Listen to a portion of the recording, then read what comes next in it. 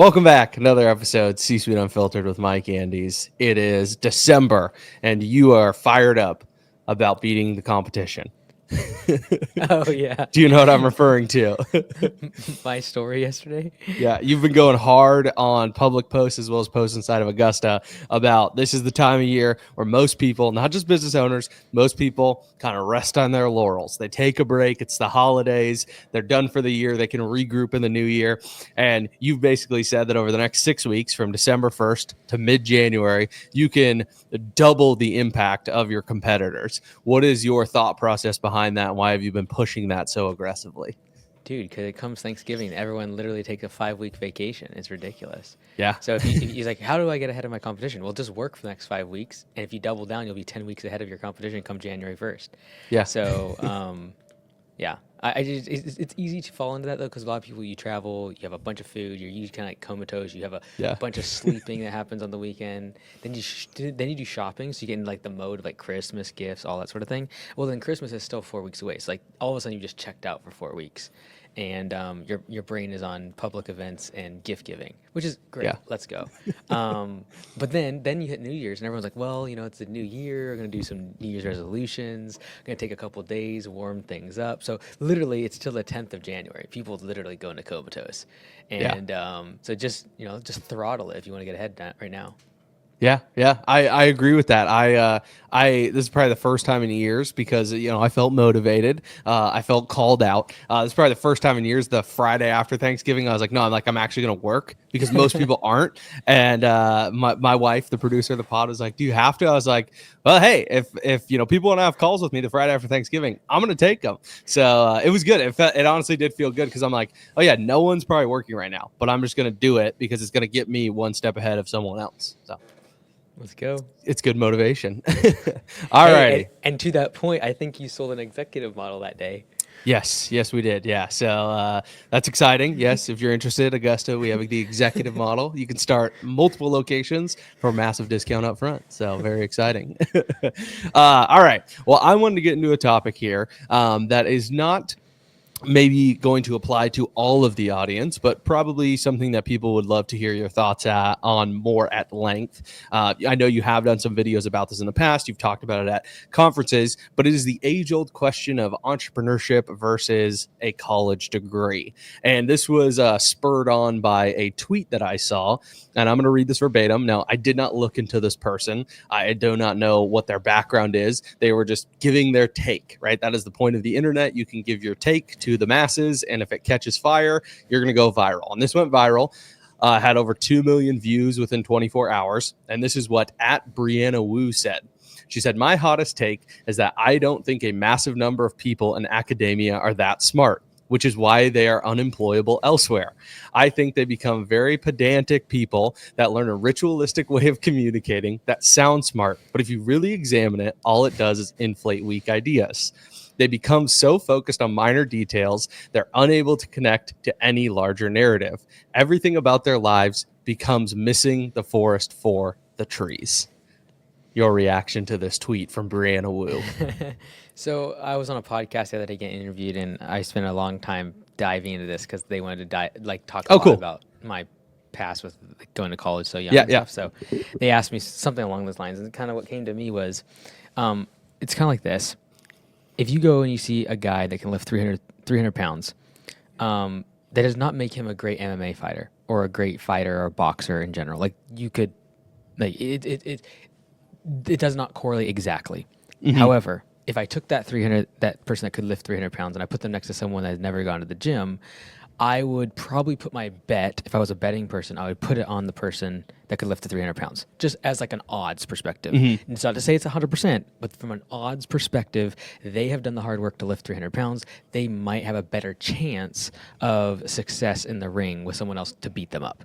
And so I think school is the same way. Like the piece of paper means absolutely nothing. It does not mean you're a good fighter. It does not mean you're good in business. It does not mean you're going to be successful. However, it has proven that for 4 years you can do something completely useless, but stay disciplined enough to stick with it. And that's a skill that is required that is beneficial. And so I don't think the piece of paper does anything, but it does give validation to the fact that someone had the discipline to stick with something that they literally cannot draw conclusions as to how this is going to help them in real life, but they stuck with it, and for 4 years or 8 years or whatever it is. And so I think that's the merit of an education in my brain. Yeah. So I did pull lots of data on this, not related to the tweet by any means, but just to the topic of kind of college versus entrepreneurship. Data I saw from ZipRecruiter was that 64% of small business owners in the US do have a 4-year degree. So that was kind of an interesting metric. And of that 64%, 11% actually have a master's or beyond degree. So it does, like, the overall majority of entrepreneurs do have a 4-year degree. Maybe that's the 64% that fail. Yeah. Fair enough. Yeah. And then that does kind of correlate with, obviously, some of the statistics of opening a business. So I pulled some of that data as well, which I know you're very familiar with, but lots of different ranges. The failure rate for year one entrepreneurs is typically, the ranges I saw was anywhere between 10 to 25%. And over the course of 5 years, it is a staggering 60 to 70% will fail. Yeah. Yeah. There's your 60 to 70%. Yeah.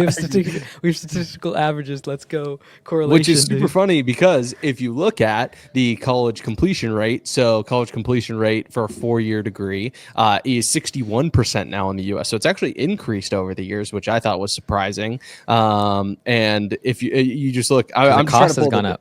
Some cost fallacy goes up.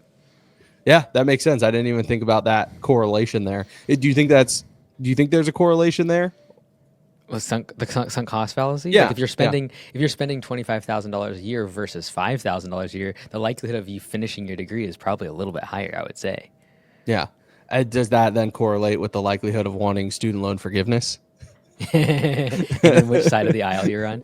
Yeah, and then here we are. This is what has divided America. But then I was like, okay, let's look at what you can take home. Like, what can you actually make based on doing higher ed, getting a bachelor's degree versus starting your own business. Now, it is hard to find data on first year entrepreneurs, like what they're going to make in their first year. But this is I mean, it's basically zero. I knew you would basically make that comment, but this is for someone that has gotten a 4-year degree. So the average starting salary for the class of 2024 is projected at I heard your first one. 60 something thousand. Okay. Yeah, 68,000. Okay. So the median income for recent graduates with a bachelor's degree, so this is data from 2023, was right around 60,000. So it's a little bit less than what they're projecting for the class of 2024. Now, a little bit of a breakdown. Here, I'll let you guess these. Breakdown between computer science degrees versus humanities versus engineering. Oh, dude, it's going to be like 45 to 50 for humanities. Okay. And then engineering is probably going to be high 90s, early 6 figures. And then computer science is going to be 120 to 140. So actually, you're high on those two. Humanities, you're right on. It's about 50,000. Now, these are probably entry level jobs, and it's looking at all computer sciences. Okay, yeah. Well, it's average salary, so most of them are probably going to get entry level, right? Even if they do have an engineering or computer science degree. So and they could go and work at McDonald's. Yep. Yeah, that's true. All computer science averages is 75,000, and engineering is 76,000. So they're about $25,000 more per year than someone with a humanities degree. Yeah, and sometimes they do more damage if they're brand new out of school than anything. So I do not recommend hiring them as engineers. Yeah. Now, what do you think that this is data from ZipRecruiter for small business owners across the U.S. This is data from last year nationwide. What do you think the average salary take home is for small business owners in the United States? Oh, I saw this before. I think it's I want to say 52. Oh, see, this is from ZipRecruiter. This is a big study that they did. Now, what they classify as small businesses, I did not find in the article. I apologize for not finding the exact data point on how they're classifying a small business. Right. But it is $127,000 a year. It's a lie. It's a lie. Absolutely. Yeah. That's a mess. No, not true. And that's what I thought. So I want to see if if you want to kill some time for me, I can try to see what they define as a small business owner. Now, they do say that 21% of small business owners make less than $50,000 a year, and that the average, so the average 20, this is like 29%, 19%, and 21%. So what would that be? 40 something, 60 something. Pay scale, for example, has the average small business owner at 70,781 per year. So like, I think this is going to be all over the place. Right. So the bulk of their research here says that 60%, the overwhelming majority, 60% of small business owners make between 82,000 and 130,000 a year. This, okay, yeah. Good luck. I mean, it's from ZipRecruiter. If 60% fail, i.e., less than zero, or like they can't even make ends meet, trust me, the average is way lower. Unless you're taking people that are making millions and that's extrapolating out the average. But if you look at the mean, I bet it's less than 30 or 40 grand. Like the 50th percentile, I would imagine is 30 to 40 grand. Even less. Let's see. Like, I'm telling you, like, there are people that lose hundreds of thousands of dollars. Like, that is a negative, kind of brings the average down. Yeah. So, well, here's the top paid small business owner. So this is obviously getting into more technical fields, but the top paying from this article is like an orthodontist or a dentist practice, because they do own their practice. So that is technically a small business, and their annual salary for orthodontists or dentists is 309,000. that makes sense. Yeah. So it is taking in like more technical fields of small business ownership. Obviously, we're not looking at, like blue collar or lawn care, but I thought that data seemed skewed as well. And then you throw in the data of, well, 60 to 70% are going to fail in their first 5 years, which means you just have to get through those first 5 years to even basically dream of this kind of take home pay. Yep. If it was that easy, everyone would do it. Yeah. So then the question becomes, is it risk management, right? Do you get the 4-year degree in, say, engineering, something that you can make that 70K right out of the gate, 75K right out of the gate, or do you want to sacrifice, as you like to say, for 5 years to potentially get that payout of 100, 120, 130 a year? What are your thoughts on that? Yeah, it's a good assessment. It's based on your risk profile, because yes, the less risky thing is to do what you just said.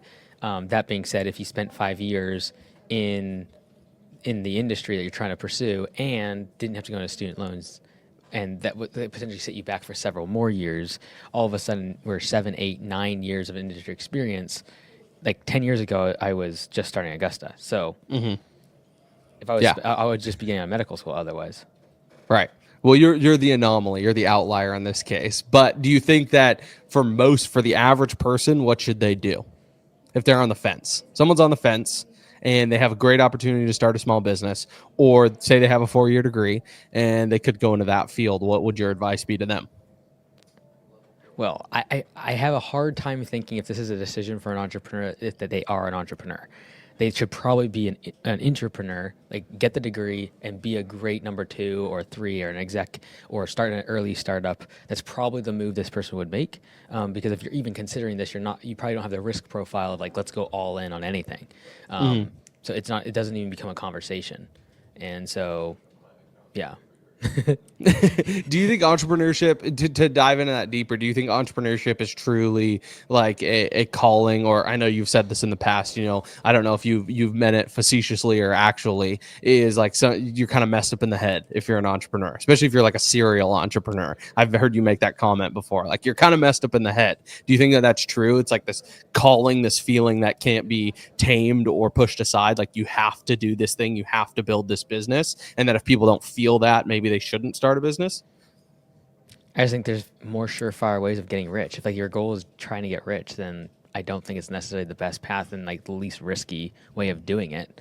And so I would only do it if you must. Like if you cannot not have ownership, then go for it. But like I would say in general, there are far better ways to be able to mitigate risk, have a good paying job, put your bet on a company that you think is going to grow, and then have a good paycheck instead of ups and downs in your income, things that wipe you out, massive amounts of risk in terms of something bad happens like data loss, cybersecurity, key man risk, insurance, fraud. Like there's so many things that can wipe you out, like that hovers over your head all the time. So if you have proclivity towards de-risking your life, like I would just not address it. Like, for example, Steve Ballmer, all right, arguably did a poor job as a CEO at Microsoft. But he is now, and I think in the top 5 richest people in the world, or maybe top 10 now. He's actually richer. He has more money now than Bill Gates. That's crazy. Think about that for a second. Yeah. He was an employee. Yeah. And there's a lot of people like that, but no one talks about them because everyone wants to talk about the founders. But like the less glamorous way of doing this is getting in with a company that you believe in for the long term, that you can have a good paycheck with if you're trying to protect your downside, and then put all your effort and energy and entrepreneurial tendencies towards that. That's the less risky way. Now, if you're like, well, I want control, then go start your own business. Just realize you're risking like 60% of people will fail versus like there's a high likelihood that you will get paid your next paycheck if you're an employee. And I don't think there's any good or bad about either. It's like what do you want out of life and which one's going to be less downside. The downside to me, if I was like, you must show up at this time, you can only work this many hours, you cannot work at night, etc. Like I would feel like a lot of issues with that. But then I also have to deal with the more risks. Like, which one do you want? Do you want constraints or do you want risk? Yeah. Now, do you think that becoming an entrepreneur, and I'll give you a story here, do you think that some people are drawn to it strictly because it's the sexy thing to do, it's the cool thing to do? Because the story that I have, it's very interesting. My wife and I were getting breakfast last week with some of our friends from college. Hadn't seen them in years. They got married, have a kid. We're married, have a kid. It was like, yeah, we're similar life, and we haven't seen you in years. Let's get breakfast, right? So we get breakfast, and they're asking me about my job and what I do, and and then it kind of went down the rabbit hole of entrepreneurship. And I was like, yeah, I don't really know. Like maybe one day I'll own a business. I think just through osmosis and the people I'm around, being around you and all the owners inside of Augusta, I'm like, yeah, like I could see us owning a business. Like that's definitely on the horizon, but I haven't really thought about it much. And they were like almost taken back. They were like, wow, you do that? Like you would just open your own business? And this isn't to like, make them look bad or make me feel good by any means. It's just an example that it felt like sexy in that moment, that they were like, wow, look at Lee. Like he's going to open his own business. And I was like, oh, this isn't even like a half-baked idea. I'm just making conversation. And I think that more than likely I'll own a business at some point, but I don't know what it's going to look like or anything. But the reaction to that was like, they were just so enthralled by the idea. Do you think that really kind of forces people to take that step that maybe they shouldn't? Ideologies like that have killed many people throughout history. Yeah. In so many different ways, whether you look at politics or religion or whatever, like those sort of ideologies, like in like finances for people that are like, it becomes sexy and glamorous. And like, usually if that's the case, I would run away from it. And so I realized this going into Copilot, I knew how difficult building software was. And JP recently put a really good video out yesterday about building software. And like, that was what I knew going into it, how difficult it was going to be. I didn't have like the rose colored glasses. And that's why I said I didn't want to start a CRM. However, it's still just as hard and difficult and painful. And like yesterday, I think it was Dustin in the mastermind asked about like what we're doing in the future with the company. And he's like, well, could anyone copy this? I'm like, yes, someone could copy this, but I don't think they're going to do this, and this all at the same time. But ultimately, it's like,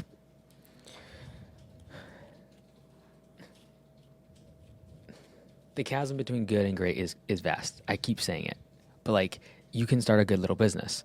But the difference between that and what everyone's looking to as great is like magnitudes of effort, different magnitudes of time, energy, capital, talent required to get there.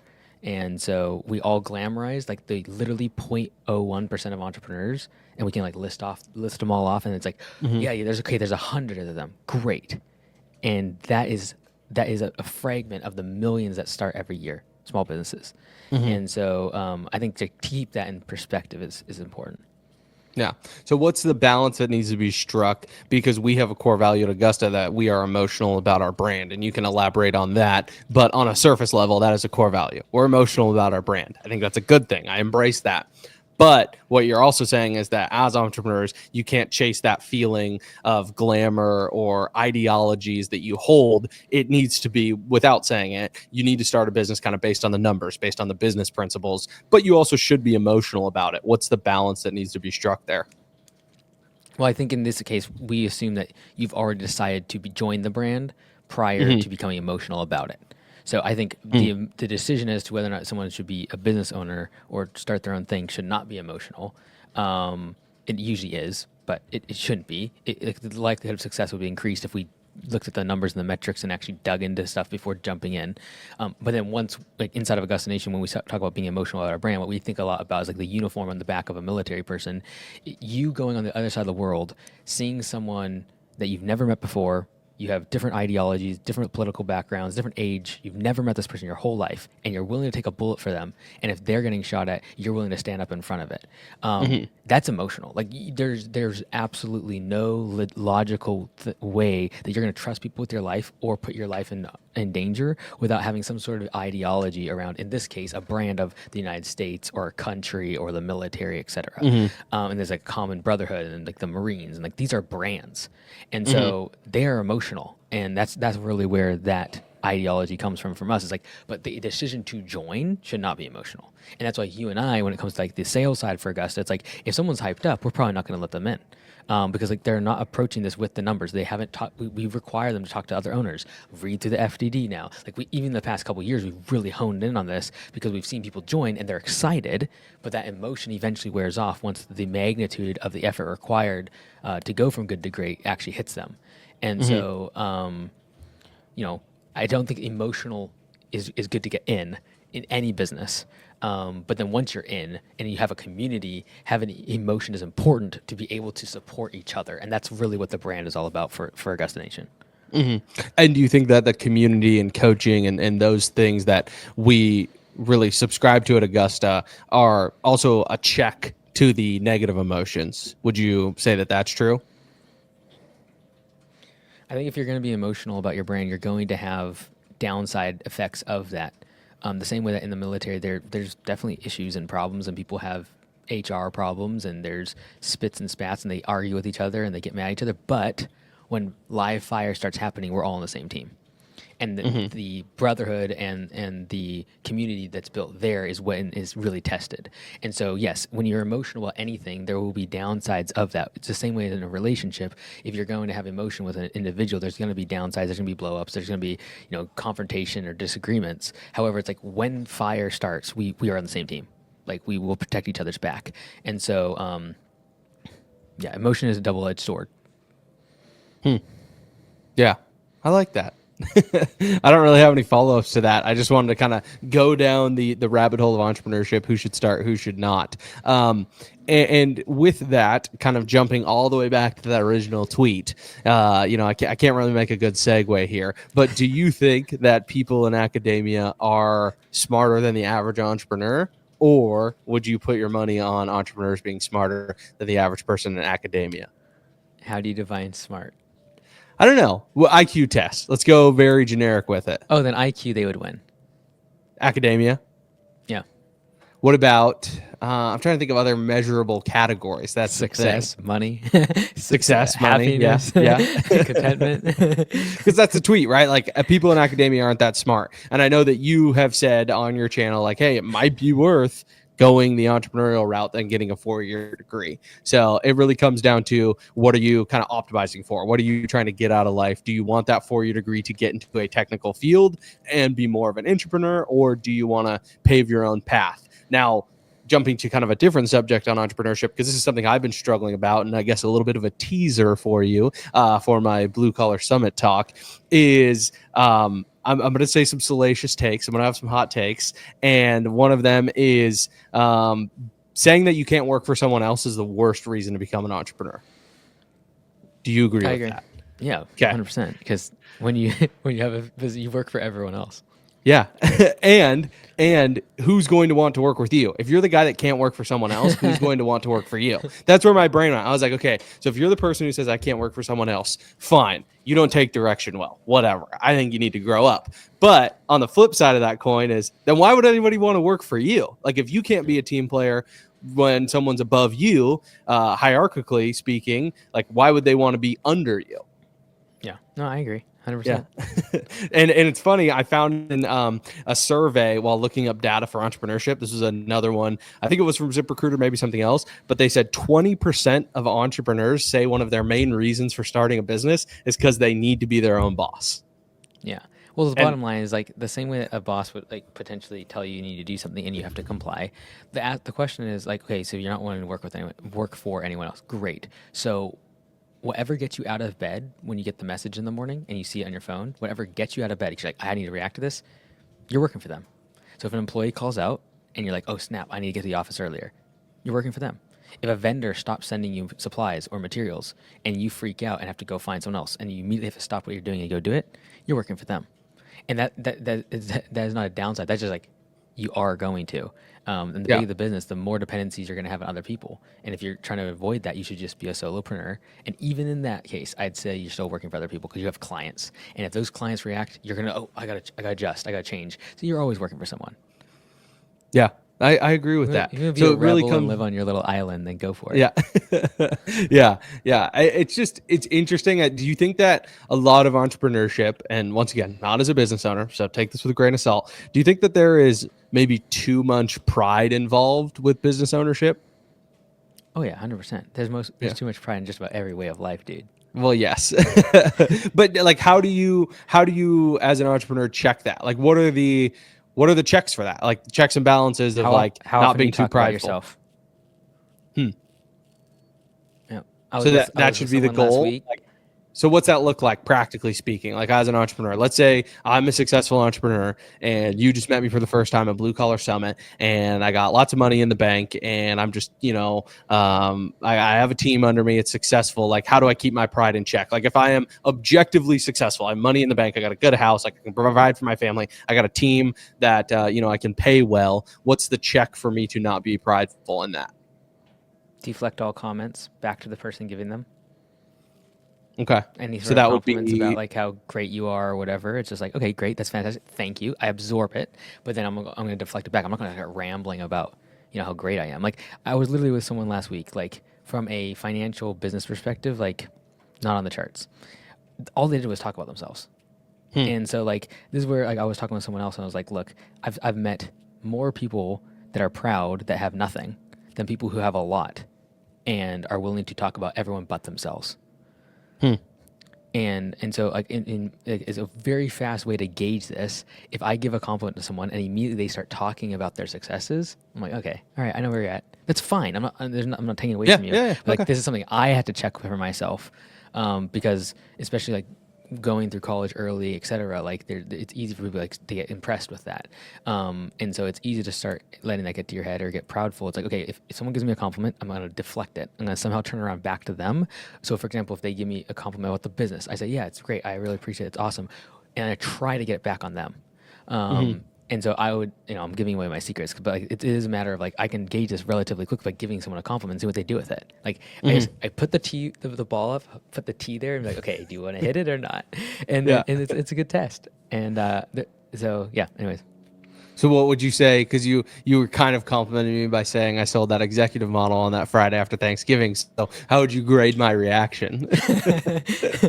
You absorbed it well, and then you deflected it back to the company. Because then you said if anyone wants to buy one, then hit me up. That's what I was trying to do. So I'm glad I passed the Mike Andes wax on, wax off. If you can take this rock from my hand test. The bottom line is if you absorb all of the praise, it means that whenever hate comes along, which it inevitably will, you will also have to absorb it, and that will cripple you. And so the ebbs and flows of success and failure will come. And whether or not you're able to get through the storm of failure will depend on whether or not you absorb it. So if you can deflect the praise, you'll also deflect the failures. And the people that like will mock you, they'll say horrible things about you, you'll deflect that if that's become the mode of operation. This would be, I guess, it can be my non-financial advice unless you have any other thoughts on this topic, but we could potentially wrap it up there. This would be my advice to people. I found that I had a hard time and there probably were elements of pride of talking about myself, but I think it's human nature. Like you're gonna talk about yourself. You're the main character of your story. You're gonna talk about yourself. your spouse, your kids, what you're doing on the weekend. It's just human nature. But one thing that I started to do to avoid doing that, especially as a manager and having to manage a team, because you want to show those employees that you care about them and you want to hear about their lives, is instead of in a conversation, replying with statements, just reply with questions. Just start replying with questions. And guess what? People do not realize that you are replying with questions. Why? Because they want to talk about themselves. And I experienced this it was such a slap in the face when we went to Jocko Willing's muster event and they offered one-on-one coaching sessions with some of their team members. And I sat down with one of their team members to get some advice on my position and supporting you and supporting the vision of Augusta.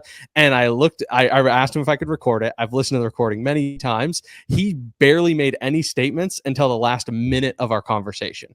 It was a 15-minute sit down one-on-one. And for the first 14 minutes, he just peppered me with questions. In the moment, I never felt like he was hitting me with questions. And then in the last minute, he was like, okay, now I have enough information to give you actionable feedback and actionable statements. It was such a slap in the face. I felt like such an idiot, but that's my tip to anyone is like, just ask people questions. They won't realize that you're just responding with questions. Yeah, no, I agree. I'm trying to get better at this. The challenging part for me is like, so for example, I stacked interviews yesterday, so I did 5 podcast interviews. It's difficult to go from everyone asking you questions and you're supposed to give a response, and like that is the format of a podcast. You can't return the podcast back to so that's a great question. So what do you think about advertising? Like you can't do that. You have to come up with an answer on the fly, and so it's difficult sometimes to like turn that off and be like, okay, like I'm now with my internal team, I'm with owners out of Augusta Nation, I'm talking to members of COPI. It's a very different way of communication. And it can come across very, very proud if you take that same, like, I'm being interviewed and apply it to a regular conversation. And so, Yeah, that's why not financial advice. If you struggle with talking about yourself too much or not feeling like you're offering enough to your team or those around you, just start asking questions. So do you have any not financial advice for the people? Take it away, dude. No, that was mine. That's my non-financial advice. Yours? Oh, that was yours? That's okay, it, yeah. Trello. Okay, so I'll just go back to Trello. I'm going to take a bit of that video out, I think, from the mastermind and put it up on Home Service Millionaire. So subscribe to Home Service Millionaire if you haven't. It's coming out, I think, next week. I'm just taking that little clip out about Trello. Trello is really a free tool. It's from Atlassian, which is mostly around code. We use it a ton for Jira and other products that they have for coding and tech stuff, project management. But you can use a really simple Kanban simple templates from Trello. It's free, just to stay organized and make sure that you're not biting off more than you can chew, and more importantly, you stay focused on 2 or 3 things over the course of a sprint. There's a book, I always forget the name of it, but Jason Fried wrote it. It's really for coding and technology and something we implemented and are working on at Copilot and the software engineers. But having 6-week sprints with 2 weeks gaps in between, and then really having a process in terms of what are we going to work on next, what are we going to commit to, and then like treating them like deadlines over the course of those 6 weeks. And it's kind of like the theme I've been talking about recently, and that's like if I make 1, 2, maybe 3 positive changes for Augusta, for Copilot, et cetera, in a quarter, we will win. Like it'll also seem extremely fast to members if once a month, once every 2 months, I'm releasing something, I am improving something, I'm making a change, and it's well executed on, instead of trying to fight 100 fires at the same time. And so entrepreneurship and operations is mostly just fighting fires. But then, like, what are the 1 or 2 major things I'm changing in the business? And so if you struggle with prioritization, I'd recommend using Trello, because then I just have like this long list of to-dos, and then I have the chopping block, and I got to get through the chopping block to actually get on a sprint. And then you start weeding it down in terms of, okay, these are the 10 things. Well, I only get 2 to 3. So like I have to choose which one of the top ones priority, and then I execute only on those. And then that's when you have like, oh, I have a down hour, I have a meeting canceled. Great. I know exactly what I'm working on. So that'd be my recommendation. Perfect. I love it. Well, fantastic. Thanks everybody for listening. Like and subscribe. Let's go.